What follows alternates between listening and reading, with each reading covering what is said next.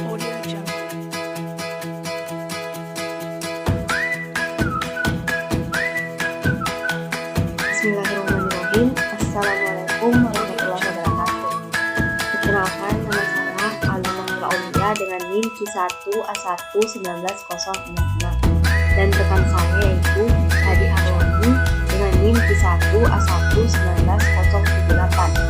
Di sini kami akan menjelaskan 3 topik utama. Yang pertama yaitu mereview penggunaan kemasan pada produk komersial, dan yang kedua yaitu mendesain kemasan produk, dan yang ketiga mereview pro dan kontra kemasan biodegradable. Baik, langsung saja. Baik, di sini saya akan mereview beberapa penggunaan kemasan pada produk komersial. Yang pertama yaitu kemasan pada produk panji. Dapat dilihat kelebihan dari kemasan produk panji yaitu memiliki bentuk kemasan yang fleksibel dan besar yang seakan-akan memperlihatkan bahwa memiliki isi yang sangat banyak, serta kemasan terlihat aman bagi produk. Adapun kekurangannya yaitu kemasan ini tidak begitu menarik karena kurangnya kreativitas pada kemasan. Dan yang kedua itu kemasan sangat susah dibuka dengan tangan, tapi harus menggunakan alat bantu seperti cutter atau gunting. Saran ataupun masukan yang saya berikan yaitu kemasan ini diharapkan untuk lebih memilih kemasan plastik yang dapat memperlihatkan isi dari produk. Tak perlu keseluruhannya, bisa saja di bagian belakang kemasan sehingga dapat memperlihatkan bentuk isi produk. Dan yang kedua yaitu diharapkan kemasan dapat terbuka dengan mudah tanpa perlu bantuan alat pemotong. Dan yang kedua yaitu kemasan pada produk banana chip. Dapat dilihat kemasan ini sangat menarik dengan pilihan warna yang cerah dan dapat ditutup kembali jika tidak habis dimakan menggunakan plastik ziplock, dan juga memperlihatkan bahwa produk memiliki isian banyak serta terlihat tebal dan mahal. Adapun kekurangannya yaitu kemasan pada produk banana ini tidak mudah untuk dibuka tanpa bantuan alat pemotong. Dan yang kedua yaitu pembeli tidak dapat melihat bentuk produk yang ada di dalam kemasan.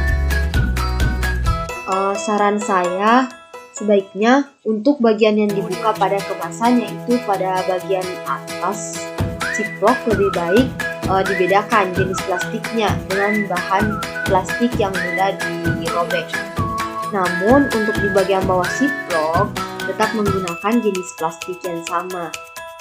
Dan yang kedua mungkin dapat memberikan ruang transparan sehingga pembeli dapat mengetahui bentuk asli dari produk. Yang berikut yaitu kemasan makanan snack. Nah, kelebihan dari kemasan makanan snack ini, kemasan berwarna cerah sehingga mudah menarik minat pembeli. Yang keduanya, kemasan menggunakan plastik yang mudah dibuka tanpa bantuan alat pemotong. Sedangkan kekurangan dari kemasan makanan snack ini, kemasan ini bertipe-tipe sehingga mudah dikerubungi semut dan mudah untuk terbuka sehingga produk tidak aman seperti produk yang sudah lama. Nah, untuk saran dari kemasan makanan snack ini mungkin lebih ditingkatkan lagi ketebalan dari plastiknya sehingga tidak mudah dikerubungi semut atau terbuka. Yang berikut yaitu kemasan pada minuman. Nah, kelebihan dari kemasan minuman ini yang pertama yaitu kemasannya sangat menarik dan mudah dibuka. Yang kedua, kemasannya menggunakan teknik buka tutup botol, dan yang ketiga, kemasan ini dapat ditegakkan atau di posisi baring. Nah, sedangkan kekurangannya yang pertama yaitu kemasan ini sulit untuk dibuka oleh anak-anak sehingga harus memerlukan tenaga yang kuat. Yang kedua, kemasan seperti ini memiliki kapasitas volume yang sedikit. Nah, Untuk sarannya, jika menggunakan kemasan seperti ini bisa diubah bagian yang runcing menjadi tumpul di sudut-sudut kemasan sehingga tidak membuat luka para pembeli. Nah, yang berikut yaitu kemasan snack chips. Nah, kemasan snack chips ini mempunyai kelebihan yang mudah untuk dibuka, memiliki warna yang menarik dan produk yang dijual dapat dilihat oleh pembeli. Nah, sedangkan kekurangannya, kemasan ini tidak dapat ditutup kembali atau harus dimakan habis saat itu juga.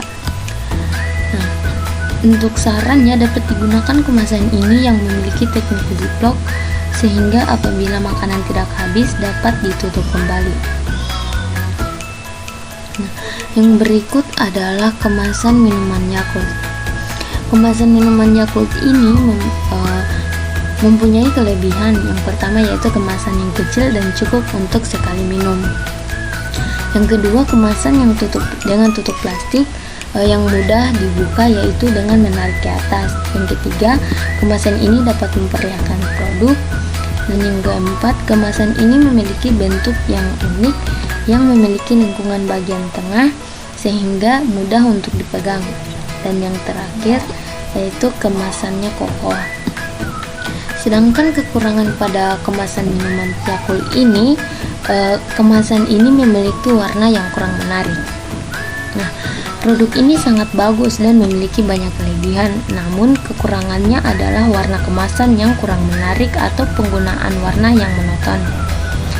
Nah, saran untuk perusahaan dapat memperhatikan warna apabila kemasan minuman ini pada kemasan minuman ini agar dapat lebih menarik lagi dengan tambahan warna-warna cerah.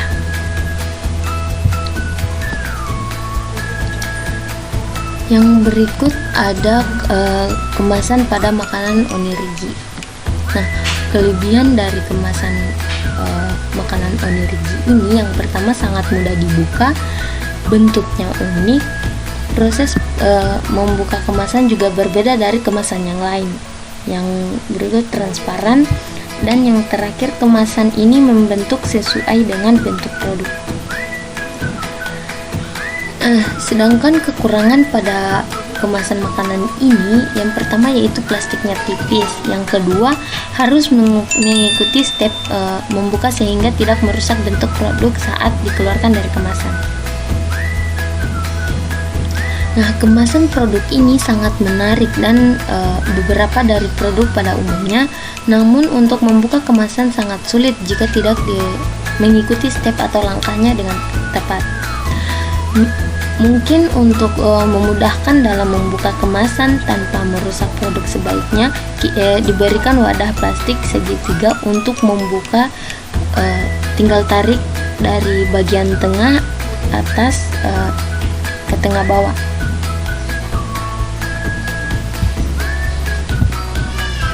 Yang berikut adalah desain kemasan banana chips. Nah, di sini ada gambar tampak depannya dan tampak belakangnya. Nah, berdasarkan pada peraturan BPOM nomor 31 tahun 2018 terdapat beberapa label pada kemasan pangan olahan yang harus dimiliki, yaitu nama produk, berat bersih, nama dan alamat pihak yang memproduksi, halal bagi yang dipersyaratkan, tanggal dan kode produksi, keterangan kadaluarsa, nomor izin edar, dan daftar bahan yang digunakan. Nah, nama produk yang dikemas dengan desain di atas adalah banana chips semat dengan varian pisang coklat. Di mana bahan utama pada produk ini adalah pisang yang digoreng kering dengan taburan bumbu atau bubuk coklat. Banana chips ini adalah jenis produk, sedangkan nama dagang adalah semat.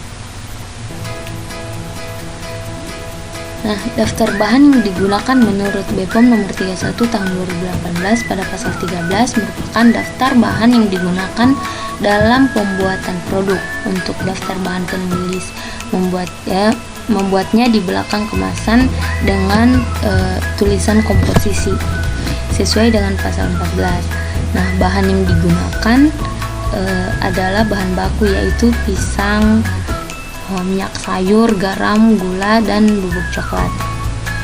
Nah, bahan yang digunakan tanpa mengandung pengawet dan pewarna makanan.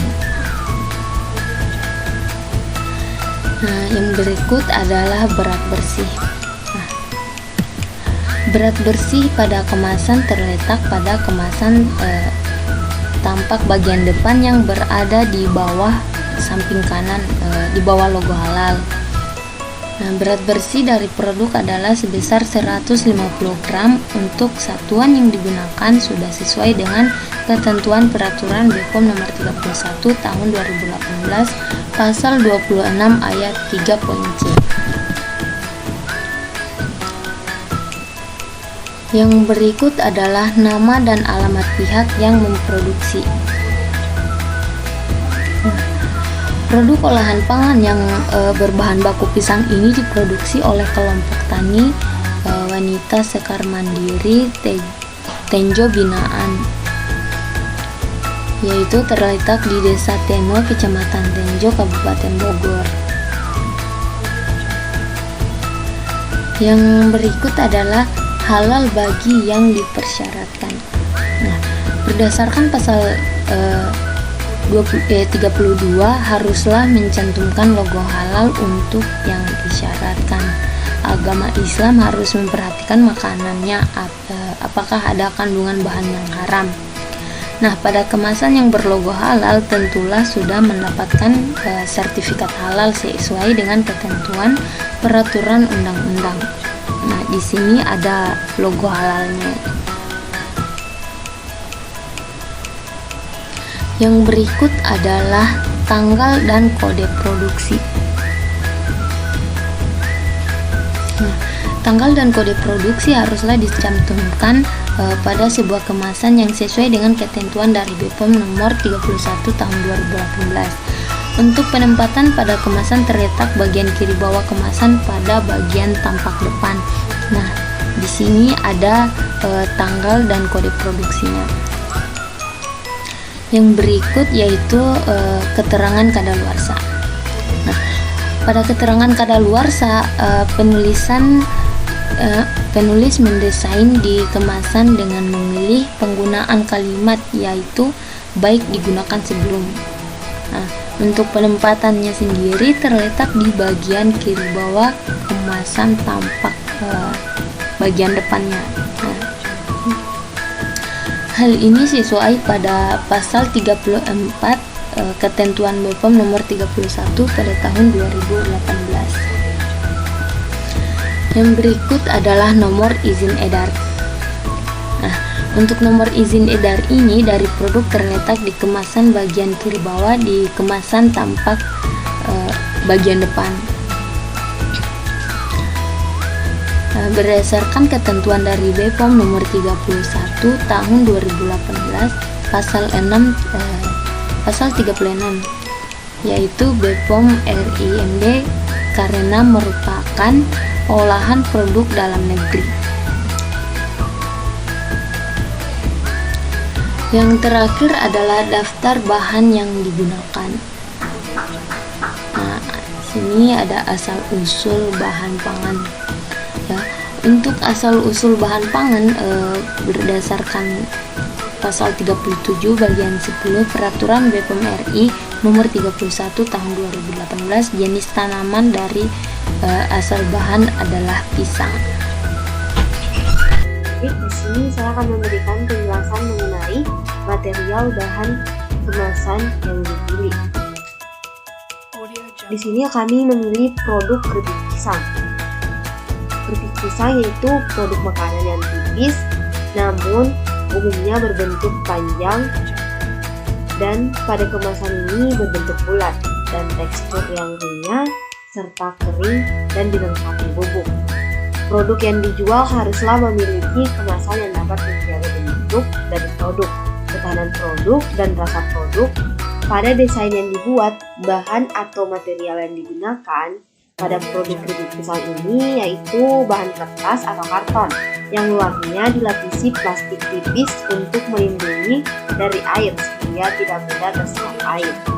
Selain itu, di dalam kemasan kertas atau karton terdapat atau dilapisi dengan aluminium foil agar mempertahankan bentuk, rasa, dan ketahanan produk. Agar mudah dibuka tutup dengan menggunakan sistem Ziplock yang apabila keripik tidak habis dapat ditutup kembali dan disimpan. Di sini kami memilih bahan kertas atau karton yaitu untuk mengurangi penggunaan plastik yang tidak ramah lingkungan. Pemilihan material kertas atau karton ini untuk meningkatkan nilai promosi yang menggambarkan dan menunjukkan bahwa produk yang diperjualkan sangat ramah lingkungan dengan mengurangi penambahan limbah plastik. Pemakaian aluminium foil menambah kesan mewah dalam kemasan serta memberikan keamanan pada keripik pisang yang tahan lama, tidak mudah udara masuk atau keluar, dan semut tidak mudah merusak kemasannya. Baik, selanjutnya yaitu topik ketiga, pro dan kontra kemasan biodegradable. Biodegradable merupakan plastik yang berasal dari bahan herbal dan dapat diurai dengan bantuan mikroorganisme menjadi senyawa yang lebih sederhana, tanpa meninggalkan residu yang beracun atau berbahaya bagi lingkungan. Bahan yang digunakan dalam pembuatan kemasan biodegradable yaitu dengan mengaplikasikan pati dan selulosa sebagai matriks untuk membuat plastik biodegradable. Pati yaitu polimer terbarukan dan memiliki ketersediaan berlimpah di alam. Biasanya pati yang dibutuhkan untuk makanan siap saji 60% dan non-makanan 40%. Plastik biodegradable memiliki peluang bisnis yang luar biasa di Indonesia karena pihak berwenang telah menyuarakan sekitar sampah plastik di Indonesia. Selain itu, komponen utama yang diharapkan dalam pembuatan plastik biodegradable sangat bersih untuk ditemukan dan dibudidayakan di Indonesia, khususnya kulit singkong yang memiliki kandungan pati yang berlebihan.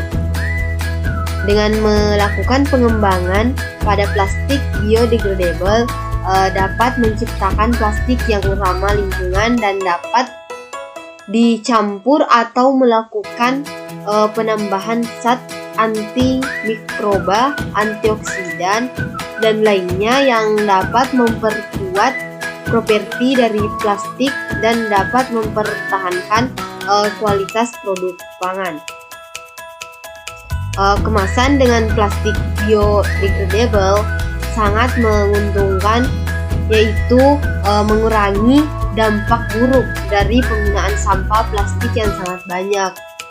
Dengan menggunakan plastik ini, maka mudah terurai atau membantu Indonesia dalam menjaga lingkungan sekitar dan memperpanjang umur bumi.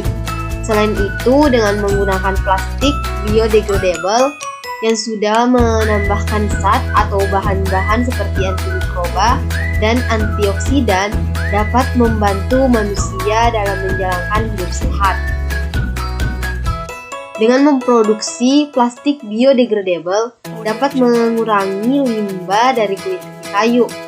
Kulit ubi kayu menjadi bahan utama dalam pembuatan plastik biodegradable, sehingga dapat membantu petani meningkatkan taraf hidupnya, mengurangi limbah kulit kayu di mana kulit kayu selama ini tidak dimanfaatkan dan dibuang.